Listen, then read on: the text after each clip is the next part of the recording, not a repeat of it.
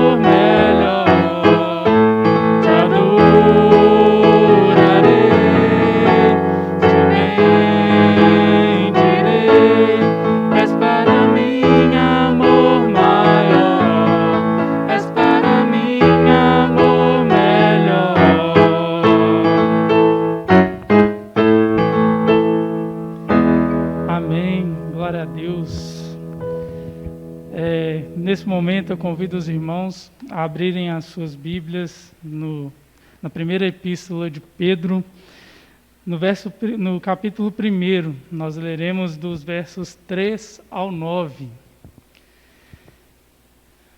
1 Pedro, capítulo 1, versos 3 a 9, que diz assim: Bendito seja o Deus e Pai de nosso Senhor Jesus Cristo, que, segundo a sua grande misericórdia, nos gerou de novo para uma viva esperança, pela ressurreição de Jesus Cristo dentre os mortos, para uma herança incorruptível, incontaminável e que não se pode murchar, guardada nos céus para vós, que mediante a fé estáis guardados no poder de Deus para a salvação, já prestes para se revelar no último tempo, em que vós grandemente vos alegrais, ainda que agora importa, sendo necessário que estejais por um pouco contristados com várias tentações, para que a prova da vossa fé, muito mais preciosa do que o ouro que perece e é provado pelo fogo, se ache em louvor e honra e glória na revelação de Jesus Cristo, ao qual, não o havendo visto, amais, no qual, não o vendo agora, mas crendo, vos alegrais com gozo indescritível e glorioso, alcançando o fim da vossa fé, a salvação das vossas almas. E nesse momento, nós refletiremos, enquanto temos a oportunidade de entregar os nossos dízimos e ofertas, cantando o hino Cristo em minha vida, e o quanto essa presença é importante para nós.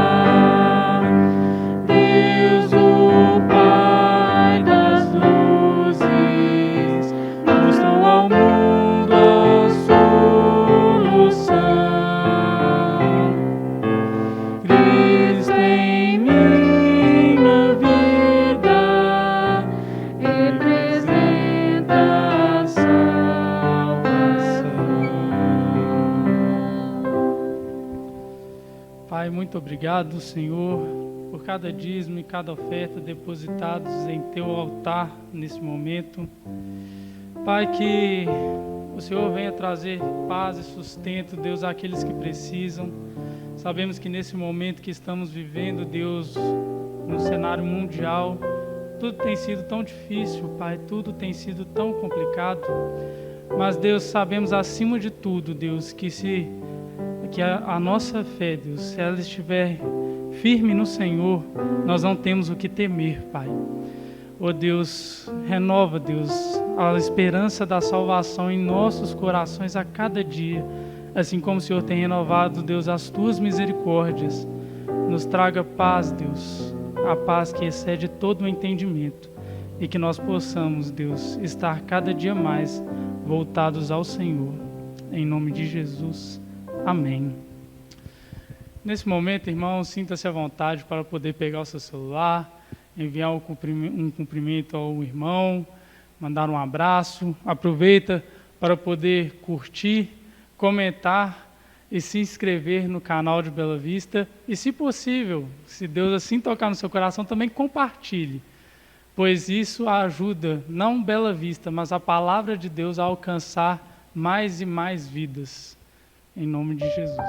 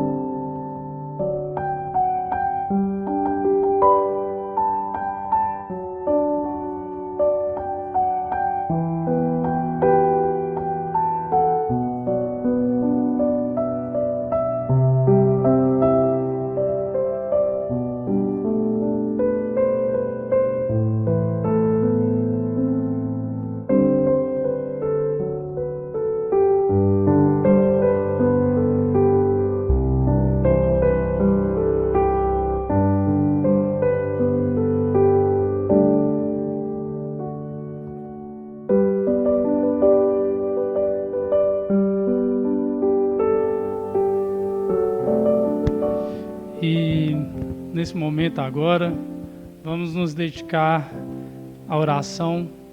Sabemos que estamos no meio da semana, cometemos alguns erros, também cometemos alguns acertos, e que nesse momento você possa se confessar diante do Senhor, que você possa buscar o perdão de Deus e a paz do Senhor para a sua vida. E também vamos aproveitar para poder interceder pelos irmãos que precisam, irmãos que foram alcançados pela Covid-19, outros que estão enfermos por outras coisas, alguns que estão tendo mal-estar, ansiedade, talvez depressão, também um câncer. Vamos aproveitar esse momento para poder estarmos todos voltados à intercessão também aos nossos irmãos, em nome de Jesus.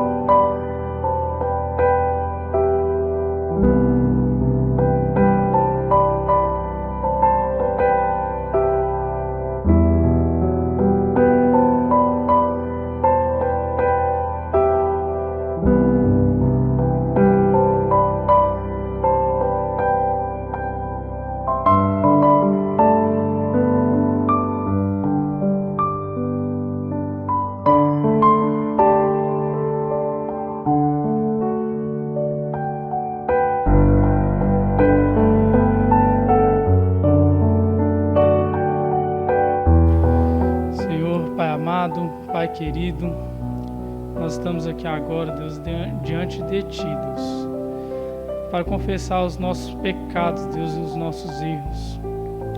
Nós sabemos, Deus, que somos falhos, que nós não conseguimos, Deus, ser pessoas boas sem o Senhor, ser pessoas que amam o próximo sem o Teu amor. Pai, nos perdoa, Deus, por às vezes ter ofendido alguém, Deus, não diretamente, mas em nossa mente. Nos perdoe, Deus, pelos pecados, por mais mínimos que sejam, Deus, ao nosso olhar. Todo pecado interfere, Deus, no nosso relacionamento com o Senhor, Pai. Então que o Senhor, Deus, nesse momento possa vir a perdoar todos os nossos pecados, Deus, e que nós possamos estar cada dia mais diante de Ti, pois nós necessitamos de Ti. Sem Ti, Pai, nós não somos nada, Deus, nós não somos ninguém. Por isso, Pai, esteja, Deus, agora nos abraçando, Deus, nos recebendo, Deus, em Teus braços, na Tua paz e no Teu amor. Também, Deus, nesse momento aproveitamos para poder interceder pelos nossos irmãos, Deus, alguns acometidos pela Covid, outros com diagnósticos aos olhos humanos impossíveis de serem solucionados, outros com depressão, outros com ansiedade. Pai, que o Senhor venha, Deus, tratar cada coração, Deus, nesse momento. Que o Senhor possa abençoar cada irmão e cada irmã que está passando por um momento de dificuldade. Nós sabemos, Deus, como mencionado anteriormente, que nós estamos vivendo em um tempo muito difícil, Deus, com muitas dificuldades. Mas acima disso, Pai, nós sabemos que nós temos um Pai que é muito maior do que qualquer um desses problemas. Nós temos um Deus que é muito mais poderoso do que qualquer problema. Nós sabemos que o Senhor é supremo em todas as situações, Pai. Obrigado, Senhor, no nome de Jesus. Se nós estamos, Deus, com saúde, com tranquilidade, é porque isso vem do Senhor. Mas se nós também estamos doentes, Deus, e temos estados inquietos, isso também vem do Senhor. Pois nada acontece sem o seu aval, nada foge do seu controle. Tudo está debaixo, Deus, da Tua mão poderosa.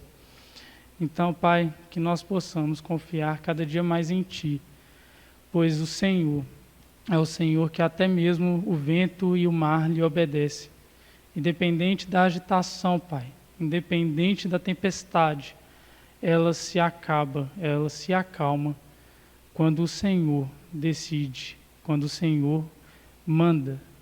Então, Pai, que nós possamos estar cada dia mais debaixo da Tua graça, debaixo da Tua misericórdia, e, Deus, convictos de que o Senhor é por nós e nada será contra nós, Pai.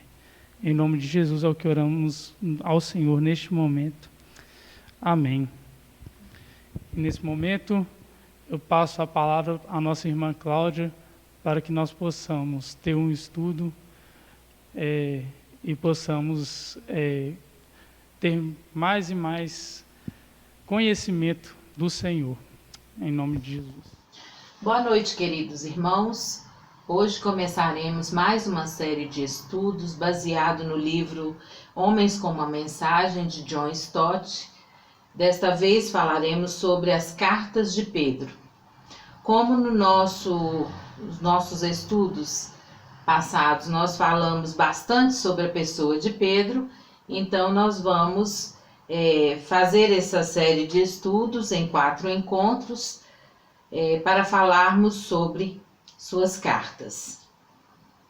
Como os irmãos sabem, John Stott é teólogo, pastor anglicano britânico, nasceu em 1921, faleceu em 2011, reconhecido como uma das mais expressivas vozes da Igreja Evangélica, autor de vários livros, como A Cruz de Cristo, Porque Sou Cristão, Cristianismo Básico, Discípulo Radical, entre outros.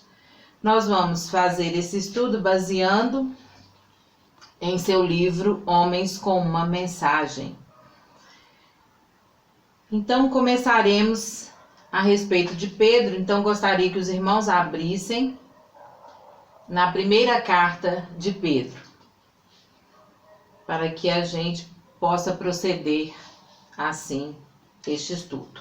Hoje veremos sobre Pedro, o autor. Lerei o texto de 1 Pedro 4, 13 e 14. Alegrai-vos na medida em que sois co-participantes dos sofrimentos de Cristo, para que também na revelação de sua glória vos alegreis exultando. Se pelo nome de Cristo sois injuriados, bem-aventurados sois, porque sobre vós repousa o Espírito da glória de Deus. Segundo, irmãos, Edward Gordon Selwyn, não sei pronunciar corretamente o nome, mas acredito que seja assim, teólogo anglicano e famoso comentador britânico, 1 Pedro é um microcosmo, um pequeno universo da fé e do dever cristãos, o modelo de um ofício pastoral composto de diversos materiais e numerosos temas. Todavia, a principal ênfase da carta incide sobre a nossa esperança cristã, uma esperança gloriosa e certa que nos habilita a suportar o sofrimento com paciência e mesmo com alegria. Como nosso mestre, antes de nós, devemos sofrer antes de entrar na glória. Isto é, segundo Edward Gordon Selwyn. Pedro, o autor. A primeira carta de Pedro tem sido aceita como autêntica desde os primeiros dias. Ela é citada por Clemente de Roma em sua carta aos Coríntios, costumeiramente datada de 96 depois de Cristo, embora Clemente não mencione especificamente Pedro como autor. Já falei sobre Clemente de Roma com os irmãos, mas cabe ressaltar que ele era o bispo da Igreja Romana, viveu entre 35 a 100 depois de Cristo, escreveu uma carta aos Coríntios, datada de 96 depois de Cristo, em fins do reinado de Domiciano, durante a segunda perseguição aos cristãos movida por este imperador. Então, Clemente de Roma cita a carta de Pedro sem falar o nome do autor. Desde os tempos de Irineu, outra pessoa que também já conversei com os irmãos, para frente, a carta tem sido regularmente citada como sendo de Pedro. E, além disso, ela figura na lista compilada de Eusébio, ao lado das obras do Novo Testamento que estão acima de discussão. Irineu foi bispo de Lyon, também já falei com os irmãos por ocasião do estudo do Evangelho de Marcos. Irineu, bispo de Lyon, nascido na Ásia Menor, provavelmente em Esmirna. Viveu entre 130 e 202. As igrejas católicas e ortodoxas o consideram como um santo. Combateu o gnosticismo. Eusébio, por sua vez, era bispo de Cesareia. Data e local de nascimento não se sabe, mas provavelmente entre 260 e 269. Ele era bibliotecário, escritor, apologista, corajoso defensor de suas convicções de fé e era um historiador. Por isso a credibilidade dada a ele a respeito da primeira carta de Pedro. A autoria da carta tem, contudo, sido discutida em anos recentes, em grande parte devido ao seu excelente estilo grego, que, objeta-se, dificilmente poderia supor-se ter vindo de um inculto pescador galileu. Sendo Pedro pescador, supõe-se que ele fosse indouto, que ele não tivesse muito estudo, portanto não fosse talvez capaz de escrever esta carta com tão refinada qualidade. Entretanto, essas refinadas qualidades literárias podem ser melhor explanadas supondo-se que Silas, que é mencionado no capítulo 5, versículo 12, então gostaria que os irmãos abrissem 1 Pedro, primeira carta de Pedro, no capítulo 5, versículo 12. Por Silvano, vosso fiel irmão, como cuido, escrevi brevemente, exortando e testificando que esta é a verdadeira graça de Deus, na qual estais firmes. Talvez fosse, então, Silas ou Silvano, como é chamado na forma latina do nome. Então, talvez ele pudesse ter escrito para Pedro, ou sob a tutela de Pedro, Pedro ditando a carta e ele assim escrevendo. Silas, irmãos, era um judeu helenista. Os irmãos vão lembrar que Estevão também era helenista, de língua e cultura grega. Silvano era a forma do seu nome em latim. Nós vamos encontrar palavras sobre ele em 1 Tessalonicenses, então gostaria que os irmãos abrissem 1 Tessalonicenses 1, versículo 1. 1 Tessalonicenses 1, 1. Paulo e Silvano e Timóteo, à igreja dos Tessalonicenses, em Deus o Pai e no Senhor Jesus Cristo, graça e paz tenhais de Deus nosso Pai e do Senhor Jesus Cristo. Então, Paulo e Silvano. Silvano, aí mencionado como sendo Silas. Através dele, muito pode bem ser que tenha sido, então, esta carta escrita de uma forma mais bem elaborada? Pode ser que sim. Silvano ou Silas, evidentemente, era uma figura proeminente nos anos iniciais da igreja. Aquele que acompanhou Paulo numa parte da sua segunda viagem missionária. Está lá em Atos 15, 40. Se os irmãos quiserem recorrer, nós vamos dar uma olhada. Atos 15, versículo 40.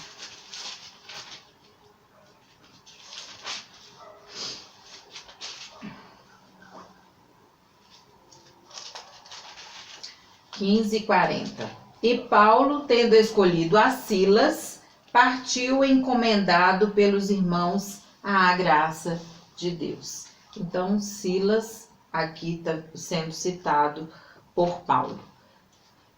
No capítulo 16, no versículo 19 e no versículo 25. E vendo os seus senhores que a esperança do seu lucro estava perdida, prenderam Paulo e Silas e os levaram à praça à presença dos magistrados. 25. E perto da meia-noite, Paulo e Silas oravam e cantavam hinos a Deus, e os outros presos os escutavam. Então, Silas foi companheiro de Paulo em parte da sua segunda viagem missionária. Ele era um profeta, está lá em Atos 15. Atos 15, no versículo 32. Versículo 32. Depois Judas e Silas, que também eram profetas, exortaram e confirmaram os irmãos com muitas palavras. Então, ele era um profeta, associado a Paulo e Timóteo na redação das cartas aos Tessalonicenses. Então, nós já vimos 1 Tessalonicenses, capítulo 1, versículo 1, que ele está associado a Paulo e a Timóteo. Pedro tinha por ele nitidamente uma elevada consideração, chamando-o de fiel irmão. Nós vamos ver então em 1 Pedro, capítulo 5, novamente o versículo 12. Por Silvano, vosso fiel irmão, como cuido, escrevi brevemente, exortando e testificando que esta é a verdadeira graça de Deus, na qual estáis firmes. Então, Pedro o considera fiel irmão. É improvável, irmãos, que Pedro tivesse usado uma pessoa tão proeminente dotada simplesmente como um secretário ou um copista. Contudo, Pedro não inclui o nome de Silas em sua saudação. 1 Pedro 1,1 diz assim: Pedro, apóstolo de Jesus Cristo, aos estrangeiros dispersos no Ponto, Galácia, Capadócia, Ásia e Bitínia. Então, Pedro não menciona Silas aí. Portanto, mesmo que Silas tivesse participado da composição da carta, Pedro a considerou como sua, assumindo sua própria autoridade. Nós vamos ver também em 1 Pedro 5, versículo 1. 1 Pedro 5, versículo 1. Aos presbíteros que estão entre vós, admoesto eu, que sou também presbítero com eles, e testemunha das aflições de Cristo e participante da glória que se há de revelar. Então, ele coloca sobre sua própria autoridade a escrita da primeira carta de Pedro. A autoria de Pedro é mais adiante sustentada por uma série de características na carta que sugerem suas reminiscências pessoais. Já falei com os irmãos que reminiscências são lembranças do passado. Ele havia tido uma expressiva experiência da viva esperança que veio gloriosamente mediante a ressurreição de Jesus Cristo dentre os mortos. Nós vimos isso em 1 Pedro 1, versículo 3. Bendito seja o Deus e Pai do nosso Senhor Jesus Cristo, que segundo a sua grande misericórdia nos gerou de novo para uma viva esperança pela ressurreição de Jesus Cristo dentre os mortos. Então, ele havia tido esta expressiva experiência da viva esperança através de Jesus. Ele havia sido também testemunha dos sofrimentos de Cristo. Nós já lemos o texto, que é 1 Pedro 5, versículo 1, quando ele diz que foi testemunha das aflições de Cristo. Aos presbíteros que estão entre vós, admoesto eu, que sou também presbítero com eles e testemunha das aflições de Cristo, e participante da glória que se há de revelar. Então, ele é testemunha dos sofrimentos de Cristo. Lembrando-se das bofetadas recebidas por ele. Então, nós vamos ver em 1 Pedro 2, versículos 20 e 21. Porque que glória será essa, se pecando sois esbofeteados e sofreis? Mas se fazendo o bem sois afligidos e o sofreis, isto é agradável a Deus. Porque para isto sois chamados, pois também Cristo padeceu por nós, deixando-nos o exemplo para que sigais as suas pisadas. Irmãos, além de ser testemunha dos sofrimentos de Cristo, e de lembrar das bofetadas recebidas por ele, lembra também o seu silêncio diante dos agressores. 2, 22 e 23. O qual não cometeu pecado, nem na sua boca se achou engano, o qual, quando o injuriaram, não injuriava, e quando padecia, não ameaçava, mas entregava-se àquele que julga justamente. Então, está aí. E ele não podia jamais esquecer-se da tríplice ordem do bom pastor, para que apacentasse as suas ovelhas. Nós vamos recorrer ao Evangelho de João, no capítulo 21. João 21, versículos 15 a 17.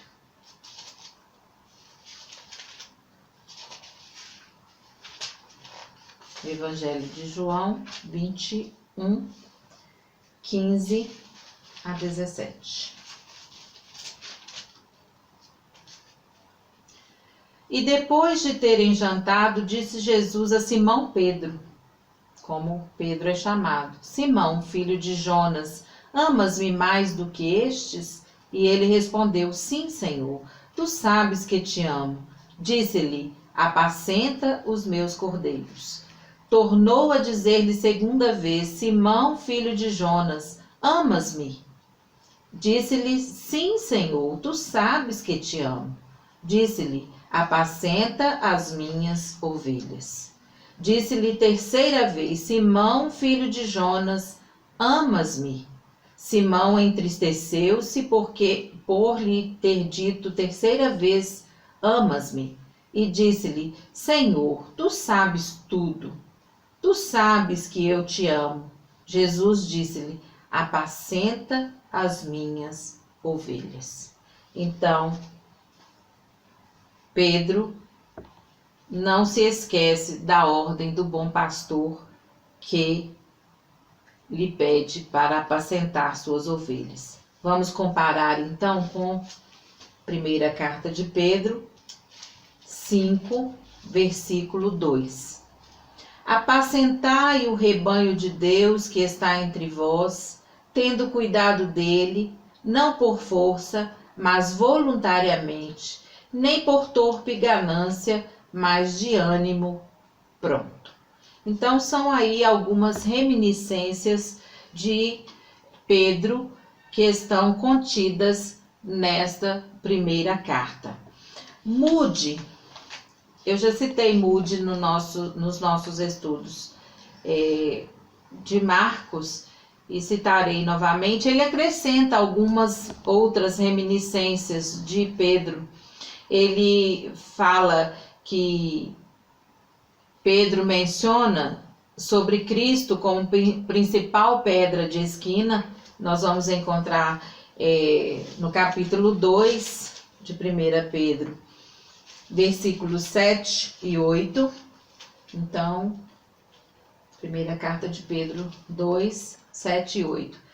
E assim para vós, os que credes, é preciosa, mas para os rebeldes a pedra que os edificadores reprovaram, essa foi a principal da esquina. É uma pedra de tropeço e rocha de escândalo para aqueles que tropeçam na palavra, sendo desobedientes para o que também foram destinados. Ele fala dessa reminiscência de Pedro. Palavras de Pedro no Sinédrio. Então, irmãos, aqui a gente cita Pedro, na carta de Pedro, e ele vai lá no livro de Atos. Então, gostaria que os irmãos abrissem Atos 4, versículo 11.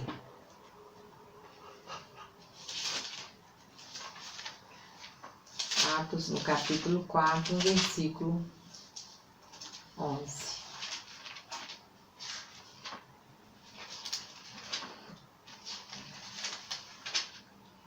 No versículo 11 diz assim: Ele é a pedra que foi rejeitada por vós, os edificadores, a qual foi posta por cabeça de esquina.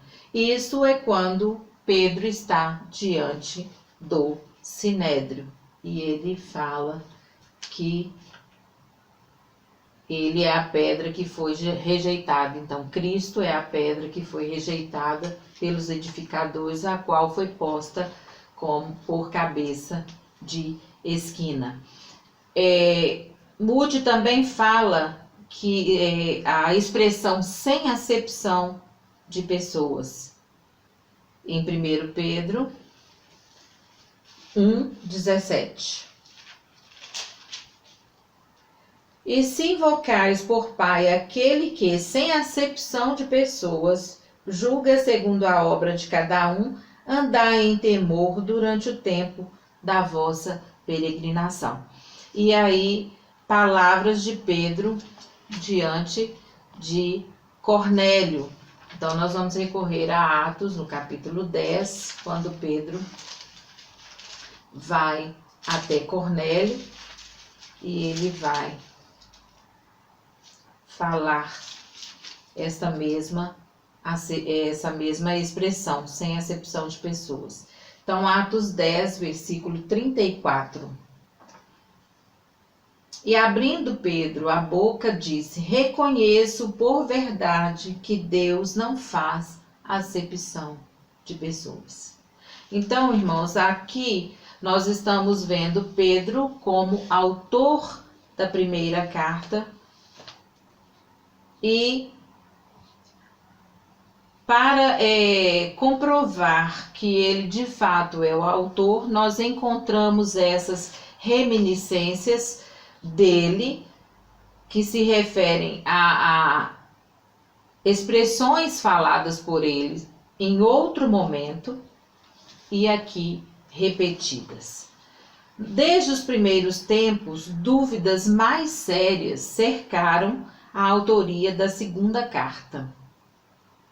Então, a primeira carta nós vimos que de fato há uma comprovação, que não há como negar que seja de Pedro, visto estas reminiscências.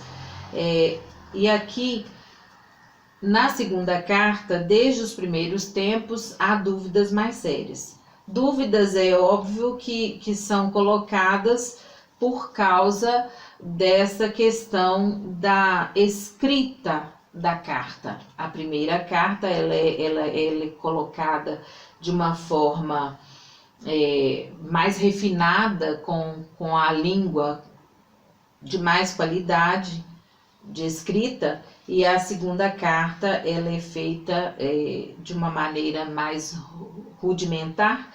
Então há desde os primeiros tempos alguma dúvida mais séria quanto à autoria desta carta. Ela evidentemente indica ter provindo das mãos de Pedro, diretamente.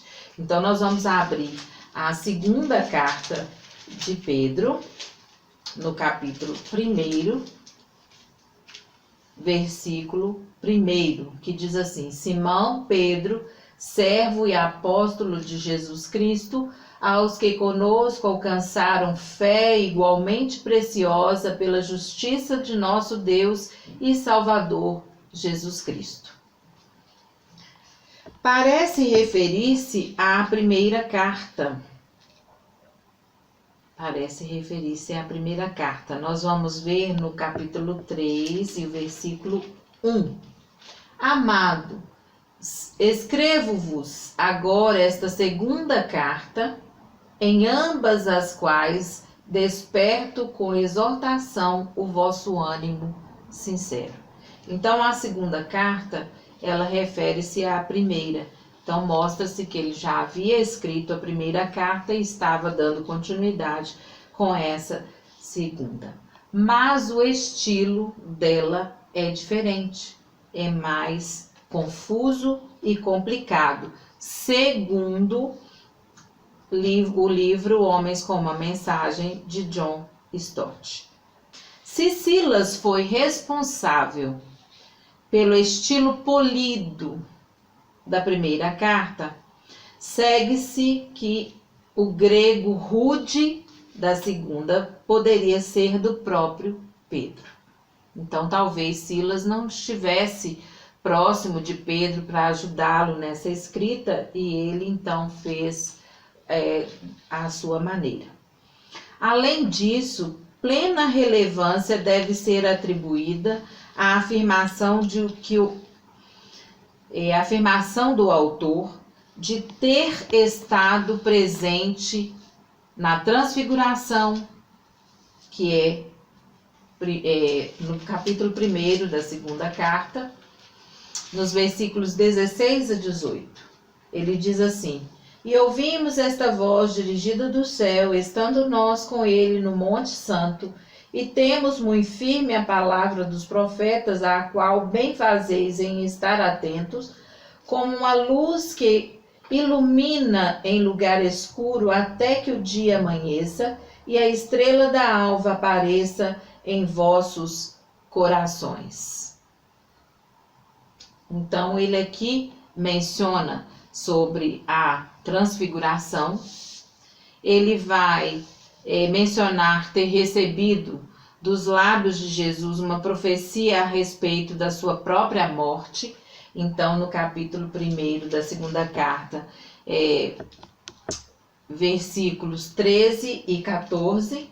Então, e tenho por justo, enquanto estiver neste tabernáculo, despertar-vos com admoestações, sabendo que brevemente hei de deixar este meu tabernáculo, como também nosso Senhor Jesus já me tem revelado.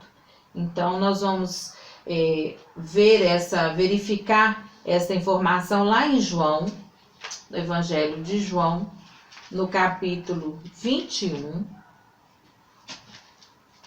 João 21, versículos 18 e 19. João 21,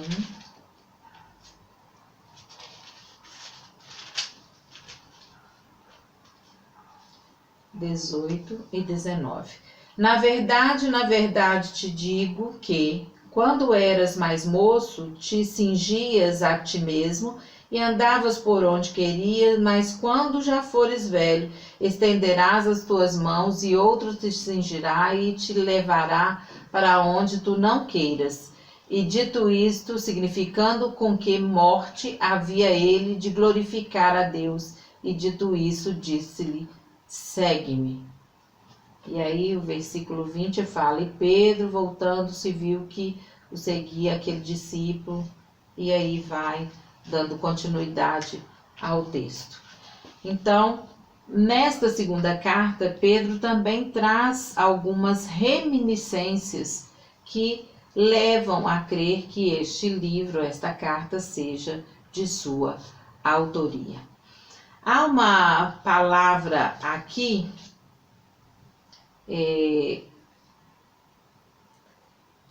que diz assim: se a carta não foi escrita por Pedro, então essas referências foram deliberadamente fictícias, inseridas pelo autor a fim de criar uma aparência de autenticidade. Isto supondo que a carta não seja de Pedro. E aí fala-se aqui também que, embora o mundo antigo estivesse aberto a esse tipo de situação, esse tipo de situação quando a pessoa coloca um falso autor para determinado trabalho, chama pseudoepigrafias, quer dizer, textos antigos aos quais é atribuído uma falsa autoria. Embora o mundo antigo estivesse aberto a isso, como é chamada pseudoepigrafia, há evidência de que a prática não era aceitável na igreja inicial. Então, não era uma prática que a igreja aceitasse. Irmãos, a mensagem da segunda carta, ela é uma edificação espiritual ela é uma advertência aos falsos mestres que introduziam heresias destruidoras no seio da igreja. Nós podemos ver isso no capítulo 2 e versículo 1. Segunda carta de Pedro 2, versículo 1.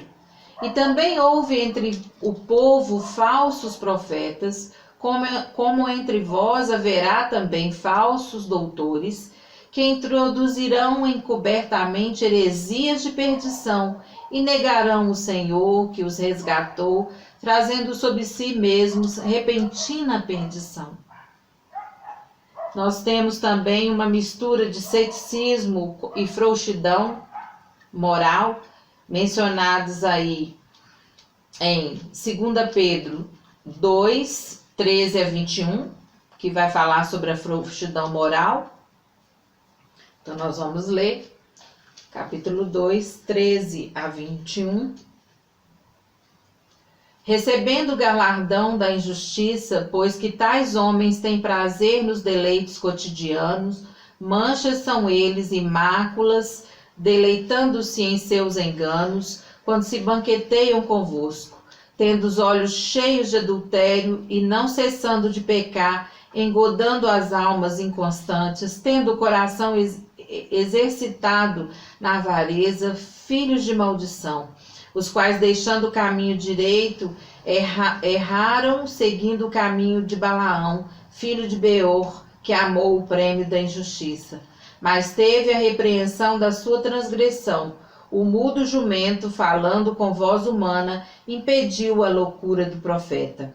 Estes são fontes sem água, nuvens levadas pela força do vento, para os quais a escuridão das trevas eternamente se reserva, porque falando coisas muito arrogantes de vaidades, engodam com as concupiscências da carne e com dissoluções aqueles que se estavam afastando dos que andam em erro, prometendo-lhes liberdade, sendo eles mesmos servos da corrupção, porque de quem alguém é vencido, do tal faz-se também servo.